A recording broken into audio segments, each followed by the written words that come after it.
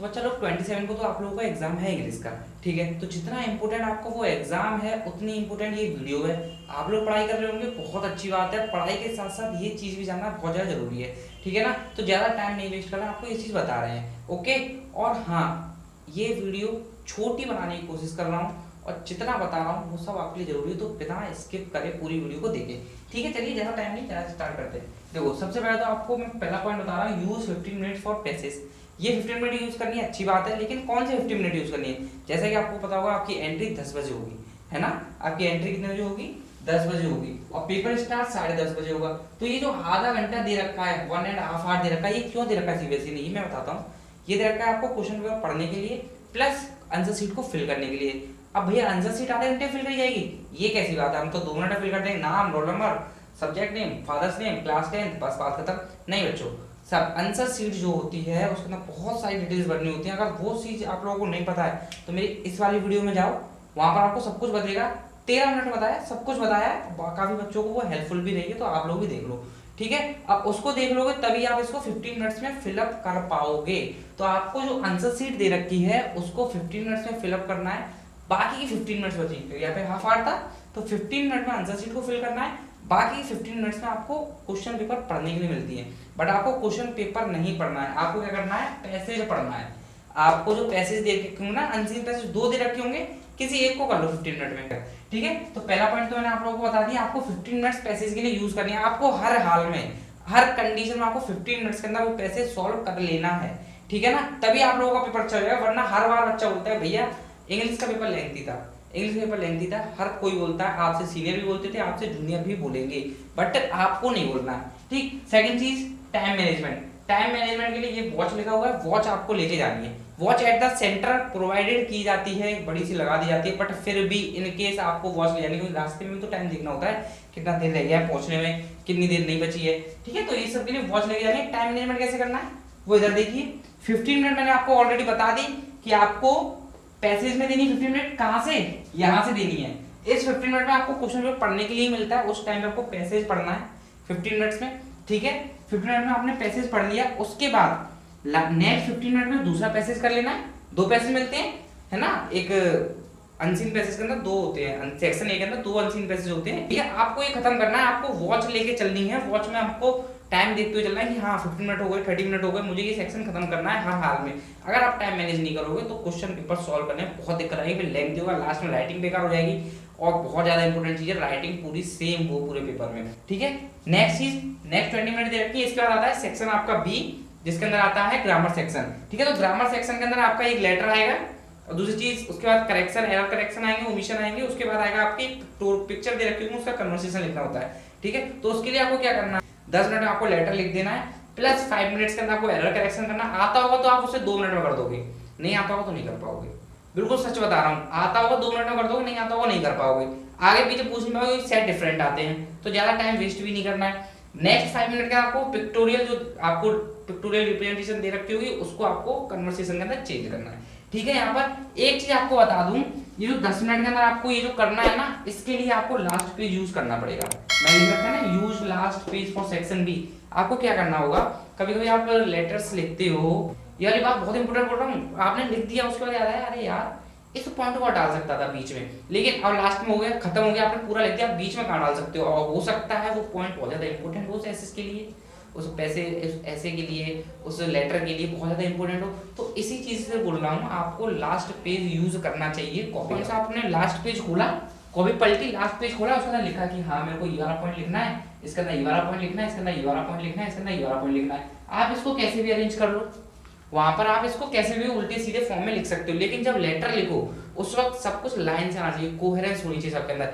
एक चीज के बाद दूसरी चीज कनेक्टेड होनी चाहिए, दूसरी चीज तीसरी चीज कनेक्टेड होनी चाहिए। ऐसा नहीं होना चाहिए कि लास्ट में जो पॉइंट आना चाहिए तो पहले लिख दिया, पहले जो आना चाहिए बीच में लिख दिया। ये सब चीजें नहीं होनी चाहिए, ये आपके लिए बहुत ज्यादा इंपॉर्टेंट है। लास्ट पेज का यूटिलाइज करो, बोर्ड की कॉपी बहुत बड़ी मिलती है, उसको लास्ट पेज भी यूटिलाइज करो। और हाँ, जब लास्ट पेज पे लिखो तो उसके ऊपर मेंशन कर देना ये रफ वर्क के लिए यूज किया है आपने पेज, ठीक है। तो मैं फिर से बोल रहा हूँ, लास्ट पेज को यूज करो। लास्ट पेज पे आपको जो आंसर लिखना है, स्पेशल सिर्फ लेटर के लिए नहीं, आंसर्स आपको जब लिखने हैं सेक्शन सी पर आओगे, आपको आंसर लिखना है, कोई आंसर लिखना है तो उससे पहले उसके पॉइंट्स वहां लिख के देख लो लेकिन ये सब तभी करना जब आपके पास टाइम हो। यहाँ पर टाइम है, ठीक है ना, यहाँ पर टाइम है, तो आपको प्रॉपर फॉर्म में यहाँ पे पहले पॉइंट्स लिख लो, मतलब छोटे छोटे पॉइंट लिख लो, ऐसा नहीं कि बड़ा बड़ा पॉइंट आप पूरा वहाँ पे पूरा लेटर पहले यहाँ लिखो, पूरा लेटर यहाँ पे लिखो, ये नहीं करना है। आपको पहले छोटे छोटे पॉइंट लिख लो यहाँ पे, देन उसके बाद उनको देखो कि मुझे इसमें से कौन सा पॉइंट पहले लेना है, कौन सा पॉइंट बाद में लेना है, ठीक है। और फिर उसके बाद इसको जब आप पहले उस वाले पेज पर करो जहाँ पे आप कर रहे थे, तो वहाँ पे उसको अच्छे से लिख दो।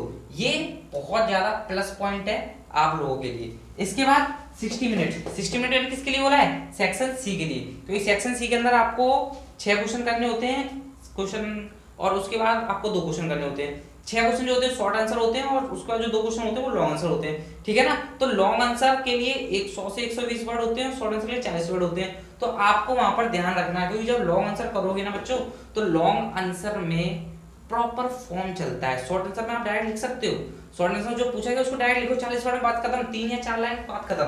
जब लॉन्ग आंसर आता है उसका ना प्रॉपर फॉर्म चलता है। और लॉन्ग आंसर कैसे फॉर्म चलता है, पहले इंट्रोडक्शन लिखो, इंट्रोडक्टरी पार्ट लिखो, फिर जो क्वेश्चन पूछा गया उसका आंसर लिखो। समझ में आया, नहीं समझ में आया? देखो जैसे मैं पूछता हूँ, जैसे मैं आपको क्वेश्चन देता हूँ, राइट अबाउट भोली, राइट अबाउट भोली। भोली तो आप लोगों को पढ़ा होगा ना, नहीं पढ़ा, क्या बात करते हो, चलो पढ़ा होगा, अच्छी बात है। राइट अबाउट भोली, भोली पढ़ा। तो आपको क्या करना है, पहले लिखना है भोली, भोली जो लड़की थी वो अपने पापा का नाम लिखो, कहाँ रहती थी, ये सब लिखो। फिर उसके बाद बताओ कि भोली जो थी एक बार बेड पे से गिर गई थी, फिर भोली जो एक उसका अजीब तरीके से बोलने का था वो सब लिखो।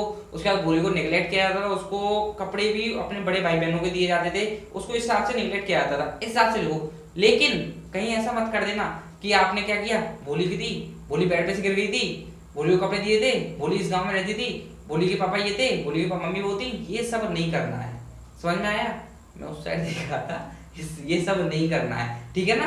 आपको क्या करना है, सब कुछ प्रॉपर फॉर्म में लेकर आना। और ये सब कैसे होगा, आपको लास्ट पेज का यूटिलाइज करना पड़ेगा। लास्ट पेज लो, वहां पर लिख दो कि भोली ये थी, भोला वो था, भोली ये थी, जो कुछ भी था सब कुछ लिख दो। उसके बाद आप देखो कि मुझे इसमें से कौन सा पॉइंट कहाँ पे लिखना है, जो पॉइंट जहाँ लिखना है उसको वहां पे प्लेस कर दो, ठीक। ये लास्ट 20 मिनट्स बचे, ये किसके लिए बचे हैं, आपका चेक करने के लिए कि आपकी कोई पॉइंट छूट तो नहीं गया है, कोई कहीं पे कोई गलती तो नहीं कर दी आपने, क्वेश्चन नंबर तो गलत मेंशन नहीं कर दिया। ये बात बहुत ज्यादा इंपॉर्टेंट है, आपको क्वेश्चन नंबर जो है बिल्कुल करेक्टली मेंशन करना है। अगर आप ऑप्शन में कर रहे हो, अगर आप ऑप्शन में कर रहे हो, वैसे इंग्लिश में तो नहीं होता, पर किसी और बात के लिए बताऊं, जैसे मैथ में होता है, ऑप्शन आते हैं, तो आप जैसे ए क्वेश्चन है, क्वेश्चन नंबर 4 का ही ए है, 4 का ही बी है, तो उसको क्लियरली मेंशन करो क्वेश्चन नंबर 4 का बी, इस हिसाब से, ठीक है ना। तो क्वेश्चन नंबर क्लियरली मेंशन होना चाहिए, आपके लिए अच्छा रहेगा। नेक्स्ट चीज आती है, हमने ये कर लिया, सेक्शन एबीसी बता दिया, हाँ टाइम मैनेजमेंट बता दिया। सेक्शन एबीसी में आपको उस सेक्शन से स्टार्ट करना जो सेक्शन आपको बहुत ज्यादा अच्छे से आता हो, ठीक है ना। सेक्शन ए के अंदर स्टार्टिंग मत करो, सेक्शन ए से स्टार्ट मत करो। हाँ 15 मिनट में पैसेज सॉल्व कर लो, बट स्टार्ट मत करो। क्यों, पैसेज कैसे सॉल्व होगा, 15 मिनट लो, पेन वगैरह यूज करना नहीं होता, बट हल्का सा दिमाग में उसके टिक लगा लो कि हाँ यहाँ इस क्वेश्चन का आंसर यहाँ तक था। नेक्स्ट इंपॉर्टेंट चीज कि ये बच्चों वाली क्लास नहीं है, तो क्या करते थे पहले हम बच्चों में पैसे देखा, पैसे से बिल्कुल सेम डिक्टो लाइन उठा के आंसर लिख दी, ये नहीं करना, उसको हल्का सा ट्विस्ट करके लिखना है। जैसे मान लो पैसेज में आंसर लिखा है, Ram is a boy live in village Palampur, तो आपको लिखना a boy named Ram which who lives in village Palampur. ऐसा समझ आया? बिल्कुल डिक्टो सेम नहीं लिखनी है, हल्का सा चेंज करके लिखना है, ठीक है। पैसेज में ये बच्चों वाली चीज मत कर देना कि सेम उठाकर रख दी, ये बहुत ज्यादा गलत होती है, ठीक है। और इससे आपका इंप्रेशन डाउन होता है, हो सकता है टीचर का मूड खराब हो तो नंबर भी उड़ाते, ठीक है। वो जेन्युइन है, उसका हक है वो नंबर काटने का, क्योंकि आप डायरेक्ट नहीं लिख सकते इस टाइप से, ठीक। नेक्स्ट चीज सेक्शन एबीसी में, हाँ इसी में बताया था, आप सेक्शन बी से या सी से स्टार्ट करो, सेक्शन बी और सी में चॉइस करो कि आपका सेक्शन कौन सा ज्यादा अच्छे से आता है, ठीक। सेक्शन बी अच्छे से आता है, सेक्शन बी से स्टार्ट करो, सेक्शन सी अच्छे से आता है, सेक्शन सी से स्टार्ट करो, ठीक है। तीसरी बात, सेक्शन बी के अंदर अगर आपको कोई क्वेश्चन नहीं आ रहा है, या सेक्शन सी के अंदर आपको कोई क्वेश्चन नहीं आ रहा है, तो उसके लिए वहीं जगह छोड़ दो, लास्ट के लिए मत छोड़ो कि मैं इसको बाद में कर दूंगी या बाद में कर दूंगा, लास्ट की जगह नहीं छोड़नी है। सेक्शन बी के अंदर जो नहीं आ रहा उसके लिए हल्की सी जगह वहीं पे छोड़ दो, आपको पता होगा कितने में आ जाएगा, ठीक है। तो इसीलिए मैंने लिख रखा है डू नॉट ब्रेक स्ट्रक्चर, ठीक है। आप स्ट्रक्चर फॉर्म में करते हुए चलो, ऐसा नहीं कि आपने लास्ट में लग दिया, पूरा सॉल्व कर दिया, लास्ट में लिखा सेक्शन बी के फर्स्ट का सी, सेक्शन सी के सेकंड का ए, सेक्शन ए के फर्स्ट का सी, तो जो टीचर होगा वो उस वक्त उसको जो चेक कर रहा होगा ना, उसका दिमाग खराब हो जाएगा, अरे यार पूरी कॉपी तो अच्छे से की, लास्ट में आगे ये क्या कर रहा है, सेक्शन ए का भी मार्किंग स्कीम होगी बगल में, तो उसको पलटेगा, अरे यार सेक्शन सी का सेकंड, अरे यार मार्किंग स्कीम पलटी, तो इससे क्या होगा, उसका माइंड इरिटेट हो जाएगा, वो खुद इरिटेट हो जाएगा और हो सकता है आपके नंबर कटने के चांस बढ़ जाए। तो सीधी बात है यार, टीचर को कष्ट मत दो।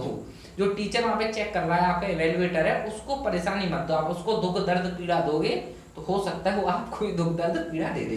वैसे मोस्ट ऑफ द केसेस में नहीं होता, लेकिन फिर भी नहीं करना चाहिए। हमको तो अपना प्लस पॉइंट रखना है, हमको तो अपना सेफ जोन में अपने आप को रखना है, ठीक है। नेक्स्ट चीज आती है do not right answers in flow.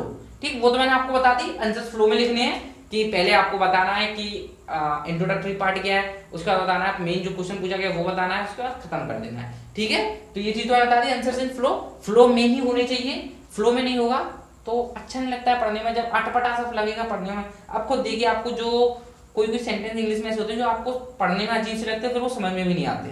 तो ये चीज टीचर के साथ होती है, अगर उसको आपका आंसर पढ़ने में अजीब लगा, वो समझ में नहीं आएगा, तो फिर वो हो सकता है आपके नंबर काट ले, ठीक है। इसका आ रहा है do not cross words limit. हाँ, वर्ड लिमिट आपके फिक्स होती है लेटर के लिए, क्वेश्चन आंसर्स के लिए, लॉन्ग आंसर शॉर्ट आंसर के लिए। तो इस चीज को आपको क्रॉस नहीं करना है, क्योंकि आप जितना ज्यादा एक्सेस में आंसर लिखोगे उतना ज्यादा आपके मिस्टेक के चांस बढ़ेंगे, क्योंकि ग्रामर ग्रामेटिकल मिस्टेक आप कर दोगे, ठीक है। कंजक्शन से नहीं लगा पाओगे, प्रोपोजिशन से नहीं लगा पाओगे। अगर हो गई, अगर आपको बहुत अच्छे से आ गई तो अच्छी बात है, अगर फिर भी अगर हो गई तो क्या करोगे, कॉपी तो गई। तो इससे अच्छा है अपने आप को सेफ जोन में रखो, जितना बोला गया वर्ड लिमिट उतना ही लिखो। नेक्स्ट चीज, इसका तो बेसिक थिंग्स आती हैं, वही मार्जिन बनाओ। मार्जिन साइड में उस साइड भी होनी चाहिए, इस साइड तो आती है एक साइड, उस साइड भी होनी चाहिए मार्जिन, ठीक है। स्केल से बना लो। नेक्स्ट चीज, leave space after each answer. हाँ, आपको हर एक आंसर के बाद थोड़ी सी जगह छोड़ के चलनी है, क्योंकि उससे थोड़ा आंसर नीट एंड क्लीन लगता है। इसके बाद आता है लेटर स्पेसिंग। हाँ, कभी कभी क्या होता है, मैंने भी की थी ये चीज। क्या होता है, कभी कभी आंसर हमको आ रहा नहीं होता, हम क्या करते हैं, उसको बड़ा करने के लिए थोड़ा थोड़ा ज्यादा जगह छोड़ देते हैं, ठीक है। जैसे ये नॉर्मल लिखा हुआ है, लेकिन मैं इसी को अगर लिख के दिखाऊं तो ऐसे कर दूंगा, राइट आंसर्स इन फ्लो, ठीक है। ये बात समझ में आई?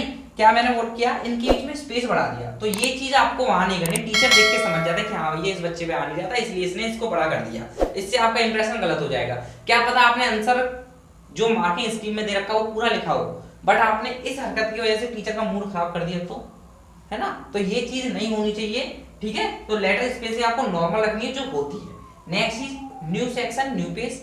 ये तो सबको पता है, न्यू सेक्शन होता है जैसे आप सेक्शन ए खत्म कर दिया, उसके बाद सेक्शन बी के अगर आपका आधा पेज बच रहा है तो वहां से स्टार्ट नहीं करना, आपको सेक्शन बी नेक्स्ट पेज से ही स्टार्ट करना है, ठीक है। सेक्शन से आपको नेक्स्ट पेज से स्टार्ट। नेक्स्ट चीज, do not scribble words. Scribble words मतलब उसको काटा पीटी मत करो। भैया हो जाती तो क्या करें, देखो हो जाती तो, जैसे मान लो आपको भोली लिखना था और आपने लिख दिया भोला, ये तो भोली लिख दिया, आपने लिख दिया भोला। तो आपको भोला के लिए क्या करना है, अगर लिख दिया ना तो ऐसे कर देना बस। स्क्रिबल कट कर सकते हो, स्क्रिबल मत करो। ऐसे नहीं कि भैया हम तो इसको खत्म करके ही मानेंगे, टीचर को देखे नहीं कि मैंने भोला लिख दिया था, तो ये चीज नहीं करनी है। अगर ये चीज की तो उसके बाद क्या होगा, जब टीचर पेज पलटेगा ना तो सबसे पहले आपको यही दिखेगा, उसको भोला तो नहीं दिखेगा लेकिन ये दिख जाएगा, जिससे कि पेपर प्रेजेंटेशन फिर से खराब हो गई। तो सबसे बड़ी इंपॉर्टेंट चीज है, आपको पता होगा पेपर प्रेजेंटेशन। तो पेपर प्रेजेंटेशन अपनी खराब नहीं करनी है, स्क्रिबल वर्ड्स नहीं करने हैं। इसके बाद कोई इंपॉर्टेंट पॉइंट बचा हो, नहीं बचा, इस बात को याद रखना, डू नॉट ब्रेक स्ट्रक्चर। और हाँ, चैनल पर नए हो तो चैनल को लाइक कर दीजिए, वीडियो को लाइक कर दीजिए।